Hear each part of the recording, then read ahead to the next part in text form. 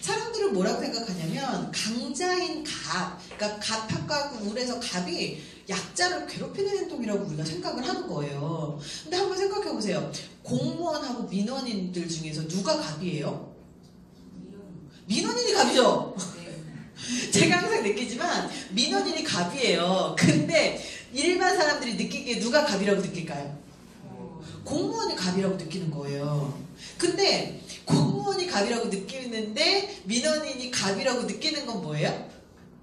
더 이렇게 그 갑이라고 하는 지위라고 부여를 하면 제가 사실 뭐 청탁금지법이나 아니면 청렴이나 이런 윤리 쪽 강의를 워낙 많이 하다 보니까 공무원들이 왜 청렴해야 돼? 그러면 그 사람들이 갖고 있는 지위가 사회적인 지위라든지 이런 승인이라는 이런 거에서 뭐 지위를 많이 갖고 있다 이렇게 얘기를 하지만 우리가 우리 마음대로 하는 거 있어요? 뭐 하나라도 우리 마음대로 할 수 있는 게 없는데도 불구하고 그냥 서류 이렇게 보고 법대로 하는지 확인하고 서류 제대로 됐는지 확인하고 승인되면 오케이 아니 말고 요 업무를 하는 것 뿐인데 여기에서 내가 엄청나게 권한을 갖고 있다고 사람들이 인지를 해버리는 거예요.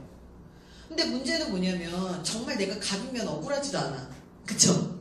진짜 갑이면 억울하지도 않는데 실제로 민원인들이 체계상으로 보면 을인데도 불구하고 그분이 민원을 제기하는 순간 우리 되게 약자가 되잖아요. 그래서 보통의 갑질 이야기를 하면 갑이 을한테 하는 행동이라고 이야기를 하지만 지금 같은 시대에 뭐 갑이 누가 있고 을이 누가 있고라고 얘기하기 자체가 사실은 어려운 것 같아요. 근데 왜 하필 여기에서 고위공직자들만 모아놓고 이 강의를 하느냐, 이거에 대해서 한번 생각을 해봐야 되는 거예요. 일단 사회적인 인식 자체가 어떻게 생각을 하죠?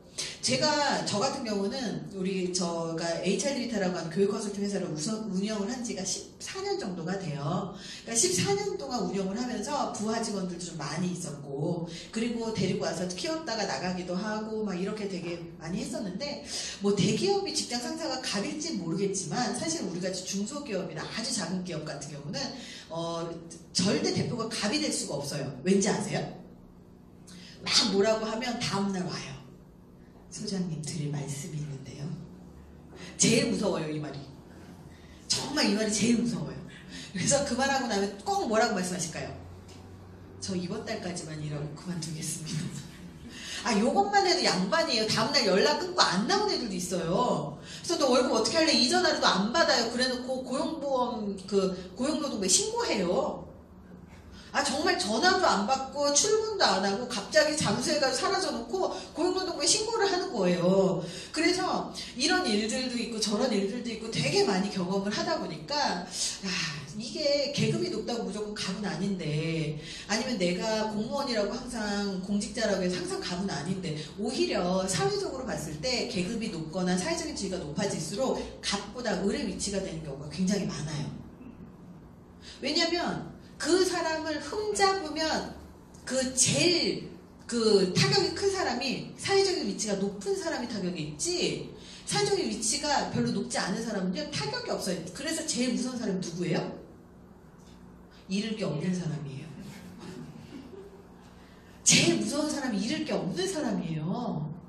그래서 저 같은 경우도 이제 저를 찾으셨다고 했지만, 저 같은 경우도 이제 방송도 하고 뭐 책도 쓰고 그리고 인터뷰 요청도 많이 하고 막 이러다 보니까 나름대로 사실 아는 사람 알아요?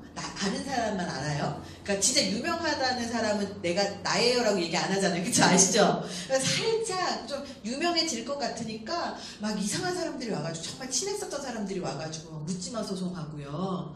그리고 막 그래요. 되게 많이 괴롭혀요. 그래서 오죽하면 제가 아는 분, 이사장님 한 분이 계신데, 이분 같은 경우도 목사님이었다가 전직 국회의원이었고, 그리고 이사장, 그냥 좋은 일 하신다고 이사장님을 하시는데, 뭐 일을 하다 보면 술도 마실 수도 있고, 그리고 대화도 할 수 있고, 솔직히 남자만 만납니까? 비즈니스 사람은 여자도 만나고 좋은 일 하는데 남자 여자 가리지 않잖아요. 근데 만나가지고 막 하는데 한 기자님이 찾아와가지고 이렇게 얘기했다는 거예요. 막 친한 척하고 막 친해지더니, 그러더니 어느 날 목사님이 이러시면 안 되죠.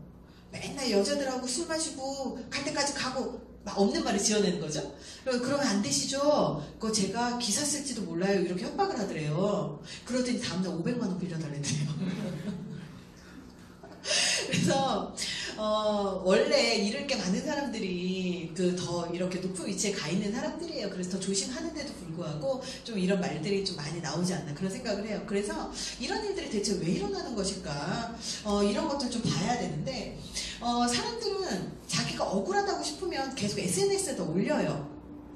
그래서 저 같은 경우도 뭐 페이스북 친구가 4,500명, 팔로워가 4,000명, 인스타그램 6,000명 막 이래요. 막 사람들이 많잖아요. 그래서 내가 목소리를 내려고 딱 내잖아요. 그러면 부당하다 싶으면 이렇게 딱 그냥 나는 그냥 끄적인 건데 상대 업체에서 연락이 와요. 그런 일이 있었습니까? 막 이러면서 저도 이 위력에 지금 깜짝 놀래거든요. 종종. 그러니까 이 SNS 때문에 사람들이 부당하다고 싶으면 올리는데 두 가지의 경우가 있어요. 하나는 정말로 냉철하게 판단을 해서 객관적으로 봤을 때 정 억울한 경우 있어요. 그쵸? 정말 상대방이 누가 봐도 객관적으로 잘못하고 그래서 그 사람들이 해줘야 된다고 생각했는데 안 해줘가지고 SNS에 올리는 경우도 있어요. 근데 다른 경우도 있어요. 어떤 경우 있죠? 예전에 애기 엄마가 유치원 통학버스 때문에 억울하다고 맘카페에다 올렸는데 알고 봤더니 그 여자분이 엄마가 더 잘못 탔었던 사건, 이런 사건들도 있어요. 그러니까 자기가 잘못해놓고 당위성을 인정받고 싶어서 자기 잘못한 거 아니에요 라고 인정받고 싶어서도 올리기도 해요. 그래서 이제는 이 갑질이라고 이야기를 하면 막 소리 지르고 갑질만 하는 그 자체만을 갖고 할 게 아니라 이제는 민원인들이 왜 저렇게 억울해하는가 그 마음까지도 신경 써야 되는 시대가 오기 시작했어요. 정말 그 사람들이 왜 그럴까 가만히 보면 그냥 내 얘기 안 들어준 게 서운하고 막 이래서 올리시는 경우도 있더라는 거예요. 그래서 단순히 갑질하지 마세요 이런 차원은 아닌 것 같죠. 근데 우리가 미처 생각하지 못한 부분에서도 있을 수 있으니까 그런 이야기들을 좀 들어봐도 괜찮을 것 같아요.